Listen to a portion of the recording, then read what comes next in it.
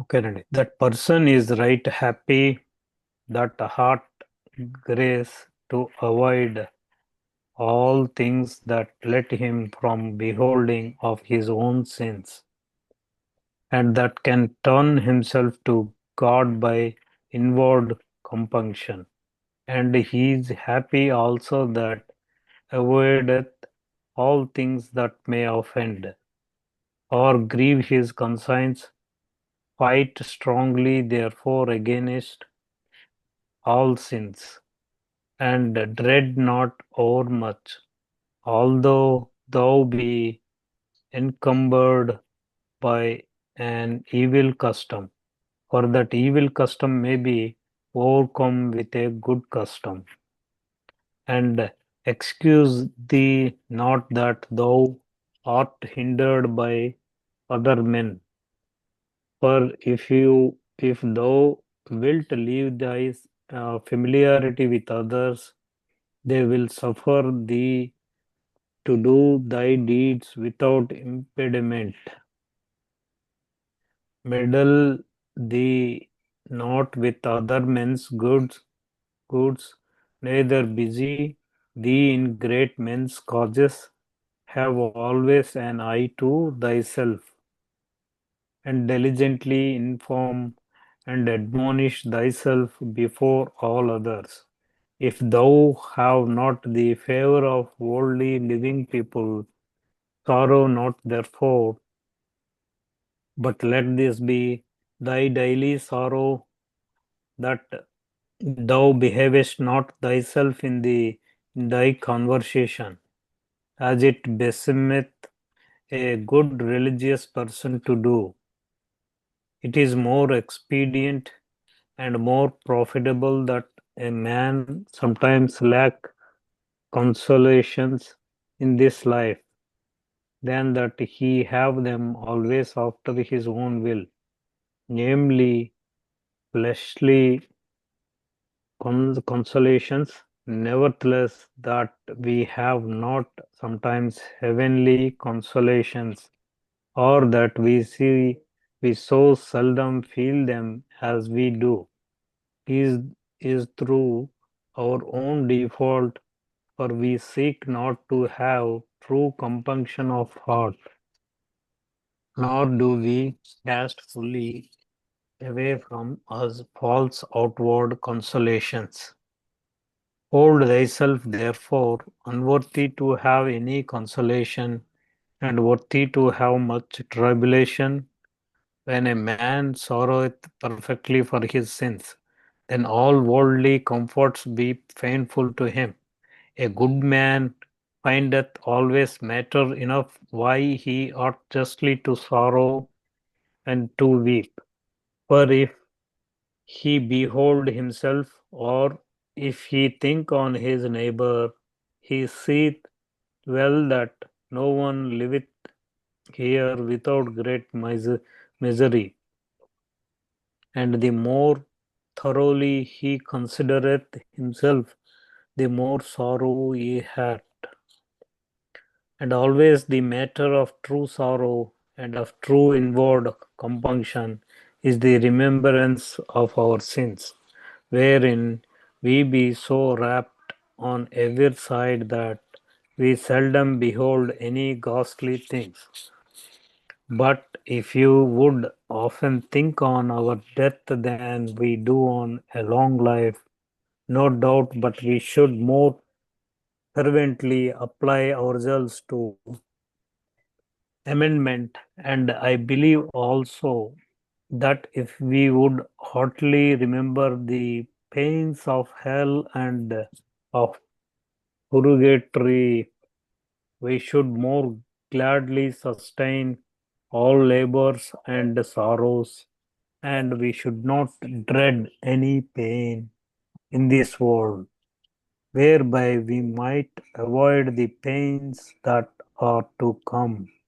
But for for us for us much as these things go not to the heart, and we yet love the flattering and false pleasure of this world, Therefore, we remain cold and void of devotion, and oft it is through the weakness of the spirit that the wretched body so lightly complaineth.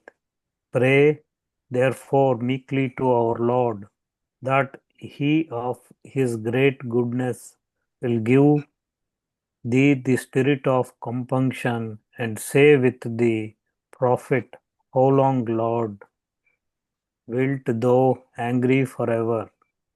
Shall thy jealousy burn like fire? అక్కడతో point అయిందండి.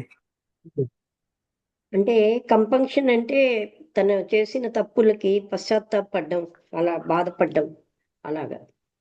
ఒకవేళ మీకు ఏమైనా profit అన్నది మీ ఆత్మకి ఆరోగ్యంగా ఉండడానికి keep the ఉండాలి అంటే మీరేమో భగవంతుడు అంటే దైవ భీతితో అండ్ నెవర్ ఉండాలి అంటే దైవం నాకేం చేస్తాడు అన్న విషయాన్ని జ్ఞాపకం పెట్టుకోవాలి. అండ్ నెవర్ అంటే ఏం పర్వాలేదులే నేనేం చేసినా అని అలా ఉండకుండా and never desire to be fully at liberty అంటే నాకేం అదే స్వేచ్ఛగా ఉండాలి అని ఇప్పుడు కూడా కోరుకోవద్దు. But keep thee always under some wholesome discipline. ఇక్కడ అర్థం ఏంటంటే ఆ భగవద్గీత లేని వాళ్ళు ఇష్టమైనట్టుగా చేస్తూ ఉంటారు ఏ అధర్మం అయినా. అందుకని ఎప్పుడు కూడా అలాంటి స్వేచ్ఛతో ఉండొద్దు అంటున్నారు. కానీ ఎప్పుడు కూడా హోల్సమ్ డిసిప్లిన్ అంటే మీరు సంపూర్ణమైనటువంటి క్రమశిక్షణలోనే ఉండండి. Never give thyself to indiscreet mirth అంటే మీ విచక్షణ లేని హ్యాపీనెస్ లోకి వెళ్ళకండి. For any manner of thing as nigh as thou mayest అంటే ఎంత దగ్గరగా మీరు చూస్తే అటువంటి విషయంలోని మీరు ఎనీ మేనర్ ఆఫ్ థింగ్ ఏ రకమైన దానికి కూడా మీకు విచక్షణ రహితంగా వెళ్ళొద్దు. Have perfect compunction and sorrow for thy sins మీరు చేసిన తప్పులు పాపాలకిను తగిన పశ్చాత్తాపం దుఃఖం పడండి.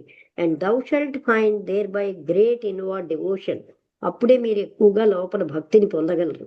కంపంక్షన్ open at the sight of the soul many good things which lightness of heart and vain mirth soon divert away అంటే మీకు కంపంక్షన్ అంటే ఇక్కడ ఇలాంటి పశ్చాత్తాపం మనసులోనేమో మనం చేసిన తప్పుల్ని ఇవన్నిటిని చూసుకోవడం వల్ల అప్పుడు మీకేమోని ఎంతో అంతర్గతమైన భక్తి వస్తుంది. దీనివల్ల ఏంటంటే ఎప్పుడైతే ఈ కంపంక్షన్ అనే లక్షణం ఉందో ఎన్నో మంచి విషయాలు మీకు వస్తాయి. అవి ఏం చేస్తాయంటే మీ హృదయం లైట్గా అయిపోయి వృధాగా ఉన్న హ్యాపీనెస్ లోంచి బయటపడతారు. It is marvel. చాలా అద్భుతమైన విషయం ఏంటంటే any man can be merry in this life if he consider well how far he is exiled out of his country అంటే ఏ వ్యక్తి అయినా తన దేశం నుంచి బహిష్కరించబడినటువంటి ఎగ్జైల్డ్ అంటే బయటకు వచ్చేసిన వాడు if he consider well how far he is exiled out of his country it is అది బాగా ఉంది అని అనుకోవడం చాలా అద్భుతమైన విషయం. Any man can be merry in this life అంటే ఈ జీవితంలో ఇఫ్ హీ కన్సిడర్ వెల్ అంటే తను తన దేశం వదిలేసి బయటకు వచ్చిన వాడు ఎంతో హ్యాపీగా ఉన్నాను అని అనుకుంటూ ఉంటాడు. And how great peril his soul daily standeth in ఆయన పెరిల్ అంటే డేంజర్ ఆయన ఆత్మ ఎంత డేంజరస్గా నిలబడుతోంది.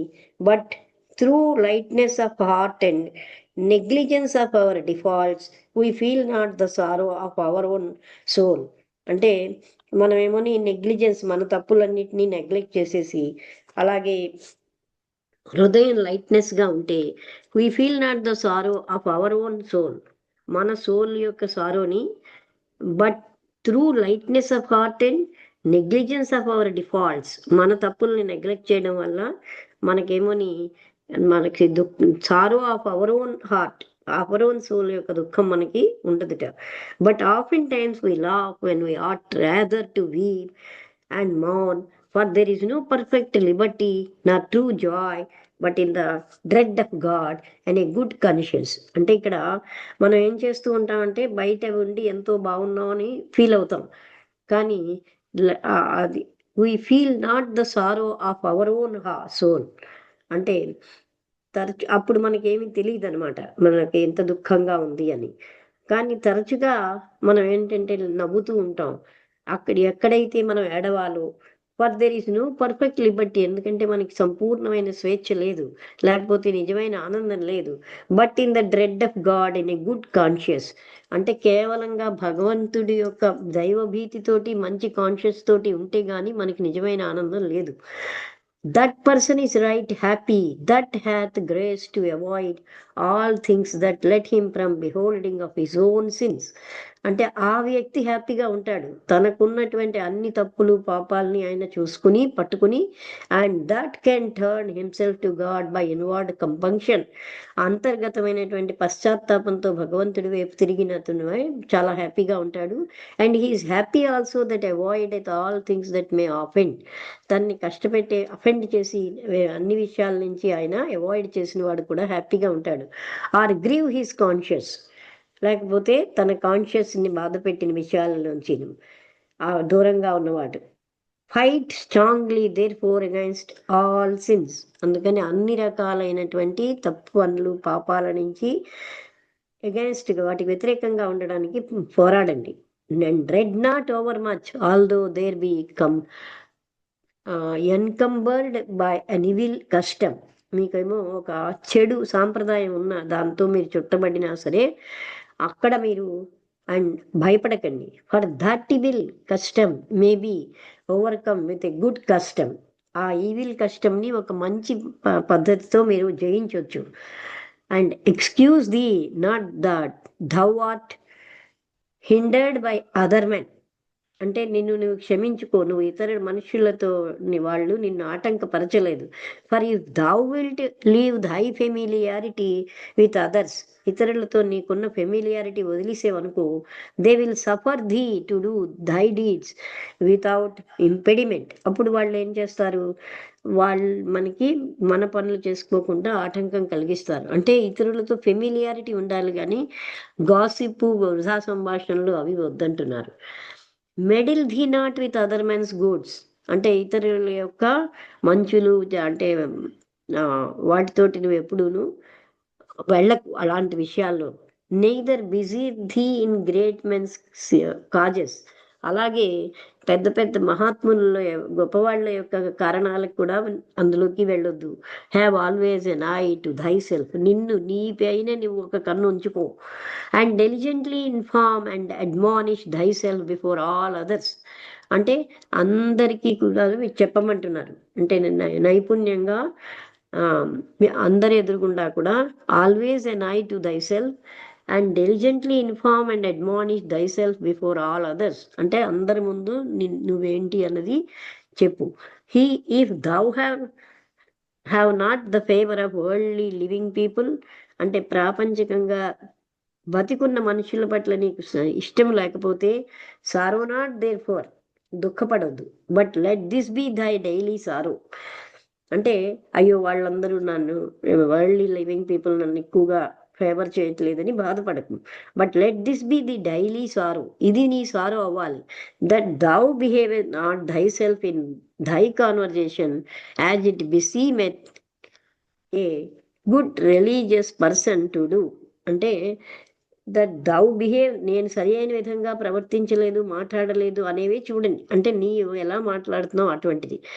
వాళ్ళు ఇలాగ నన్ను ఎక్కువగా అభిమానంగా చూస్తున్నారా వాటిని పట్టించుకోకుండా మనం ఎలా మాట్లాడుతున్నాం, as it busy with a good religious person to do, అదే ఒక మంచి రిలీజియస్ పర్సన్ చేయాల్సిన పని. అందరూ ప్రేమించాలని అక్కర్లే, మన యొక్క యాక్టివిటీస్లో మాటల్లో కరెక్ట్గా ఉండాలి. It is more expedient and more profitable that a man sometimes lakh consolation in this life, అంటే మనిషి ఒక్కొక్కప్పుడు తనకి ఓదార్పు ఈ జీవితంలో దొరకకపోవచ్చు, అది ఎంతోని ప్రాఫిటబుల్ మంచిదే. Than that he have them always after his own will, తన ఇచ్ఛాశక్తికి వ్యతిరేకంగా తర్వాత దొరికిన కంటే ఇప్పుడు దొరకకపోవడం మంచిదే. నేమ్లీ ఫ్లెష్లీ కన్సలేషన్స్, అంటే ముఖ్యంగా శరీరానికి సంబంధించిన ఓదార్పులు. Nevertheless that we have not sometimes heavenly consolations, ఏదేమైనప్పటికీ మనకు ఒక్కొక్కప్పుడు ఎప్పుడు కూడా మనకి వీ హ్యావ్ హెవెన్లీ ఓదార్పులు మనకు ఉండవు. Or that we so seldom feel them as we do, మనం చాలా అరుదుగా పొందుతాం. అది is through our own default, అది మన తప్పుల వల్లే. For we seek not to have true compunction of heart, ఎందుకంటే మనం ఎప్పుడు కూడా హృదయపూర్తిగా పశ్చాత్తాపడం. Not do we cast fully away from us false outward consolations, అంటే మనలో ఉన్న తప్పుని మనం పూర్తిగా పారేయం, బయట ఉన్న ఓదార్పుల వల్ల ఆ తప్పుల్ని పోషించుకుంటూ ఉంటాం. Hold thyself therefore unworthy to have any consolation, అందుకని నిన్ను నువ్వు గట్టిగా ఉంచుకో, నీకేమో నీకు నీకే రకమైన ఓదార్పులు ఫిట్ కా, నువ్వు దానికి అంటే అర్హుడివి కావో వాటిని నువ్వు దూరంగా ఉంచు. And worthy to have much tribulation, నువ్వు దేనికి ఫిట్ అటువంటి వాటికే నువ్వు రెడీగా ఉండాలి. When a man sorroweth perfectly for his sins, ఏ వ్యక్తి అయితే తను చేసిన తప్పులకి పాపాలకి సంపూర్ణంగా దుఃఖపడతాడో, then all worldly comforts be painful to him, అప్పుడు ఆయనకి ప్రాపంచికంగా ఉన్న అన్ని సుఖాలు బాధాకరంగా ఉంటాయి. A good man find death always matter enough, ఒక మంచి వ్యక్తి ఎప్పుడూను why he ought justly to sorrow and to వీప్, ఆయన ఒక వ్యక్తి, ఒక మంచి వ్యక్తి చూస్తాడు, ఎందుకంటే నాకెందుకు ఈ దుఃఖం వచ్చింది అన్న సంగతి ఆయన చూసుకోగలడు. For if he behold himself or if he think on his neighbour, he seeth well that no one liveth here without great misery, ఆయన తన్ని తాను బాగా చూసుకుంటే, లేకపోతే తను పక్క వాళ్ళని చూసినా ఈ ప్రపంచంలో ఏ వ్యక్తి కూడా ఏ దుఃఖం లేకుండా లేడు. And the more thoroughly he considered himself the more sorrow he had, అయ్యో నేనే చాలా ఇంపార్టెంట్, నాకే కష్టం రాకూడదన్న వాడికి ఇంకా ఎక్కువ కష్టాలు వస్తాయి, దుఃఖం వస్తుంది అంటున్నారు. And always the matter of true sorrow and of true inward compunction is the remembrance of our sins, అందుకని మనం చేసిన తప్పుల్ని వాటిని నిజమైన దుఃఖంతో మనం and of true inward compunction పశ్చాత్తాపంతో ఉంటే, wherein we be so wrapped on every side that we seldom behold any ghostly things, అలాగ మనం చేసిన వాటిని మనం ఎంతో అవేర్నెస్ తోటి, ఆ బాధతోటి, పశ్చాత్తాపంతో మన తప్పుల్ని మనం ఎక్కువగా చూసుకుంటే, అప్పుడు మనం ఏంటంటే అన్ని వైపుల నుంచిను మనకి బాధాకరమైనవి జరగకుండా ఉంటాయి, అంటే మనం చూసుకుంటూ ఉంటే.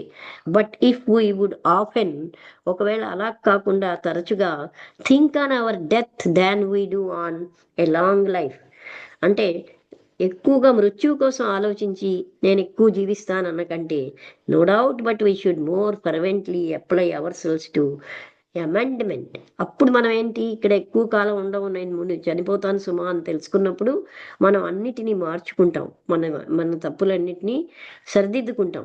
And I believe also that if we would heartily remember the pains of hell and of purgatory అంటే పశ్చాత్తాపంతో మంచి అవడానికి పవిత్రం అవడం. If we would heartily remember, మన హృదయంతో ఆ నరకంలో బాధలు, ఆ పవిత్రీకరణ ఇవి గుర్తు చేసుకుంటే, we should more gladly sustain all labours and sorrows, మనకున్న అన్ని శ్రమలు దుఃఖాల నుంచిను మనం సస్టైన్ అంటే నిలవగలం. And we should not dread any pain in this world, అప్పుడు మనకి ఈ జగత్తులో ఏ పెయిన్ ఉండదు. Whereby we might avoid the pains that are to come, మనకి రావాల్సినటువంటి ఇంకా భవిష్యత్తులో కూడా మనకి ఏ బాధలు కూడా రాకుండా తప్పించుకోగలం ఎప్పుడైతే మనం అలా ఉంటామో. ఆల్ లేబర్స్ అండ్ సారోస్ అంటే మనకున్న లోపల మనం చేస్తున్న తప్పులు పాపాలన్నీ మనముని పవిత్రీకరణ అంటే అదే పశ్చాత్తాపడుతూ మనం ఆ నరకంలో ఉన్న బాధలు, అలాగే పర్గేటరీ అంటే ఆ తప్పులన్నింటిలో ఇంతలాంటివి చేశాను కనుకే కదా ఇలా వచ్చాను అన్న ఫీలింగ్తో పవిత్రం అవడాన్ని పర్గేషన్ అంటారు. But forasmuch as these things go not to the heart, ఎంతకాలం అయితే ఈ హృదయానికి వెళ్ళవు, and we yet love the flattering and false pleasures of this world, ఈ జగత్తులో మన్ని పొగడ్తలు, తర్వాత తప్పుడు ఆనందాలు, ఇవి మనం ఎంతకాలం ప్రేమిస్తూ ఉంటామో అంతకాలం we remain cold and void of devotion, మనకు భక్తి ఉండదు, మనం ఏమోని అంటే రసహీనంగా ఉంటాం. And oft it is through the weakness of the spirit that the wretched body so lightly complaineth, అప్పుడు మనకు ఉన్నటువంటి ఆత్మబలం లేకపోవడం బట్టే ఈ శరీరం ఎప్పుడు కంప్లైంట్ చేస్తోంది. Pray therefore meekly to our Lord. అందుకని ఎక్కువగా భగవంతుణ్ణి ప్రార్థన చెయ్యి. That he of his great goodness will give thee the spirit of compunction. అంటే పశ్చాత్తాపడేటటువంటి ఒక స్పిరిట్ నాకు రావాలని ప్రార్థన చేయి.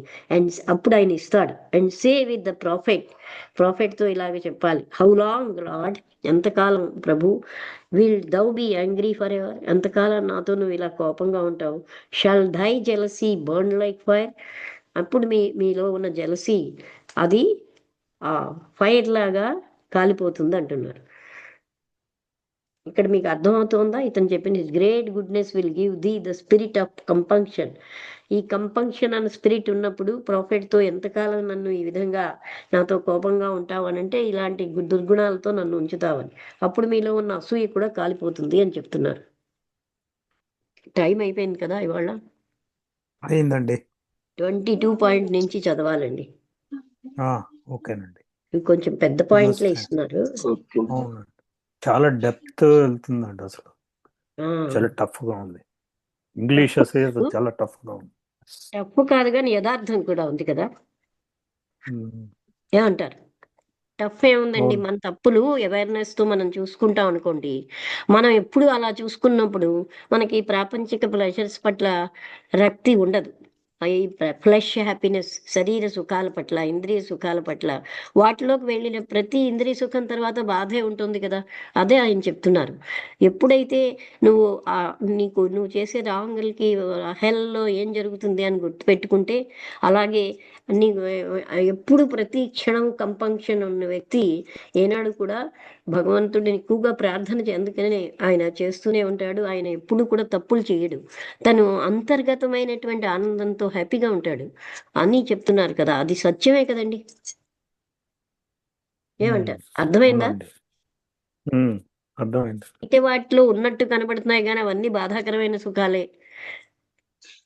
ఎంత సుఖం అనుభవించినా మన్నాడు బాధ కలుగుతూనే ఉంటుంది. అది అందుకే ఆయన అంత డీటెయిల్డ్గా చెప్తున్నారు. ఓకే అండి, నమస్కారం. క్లోజ్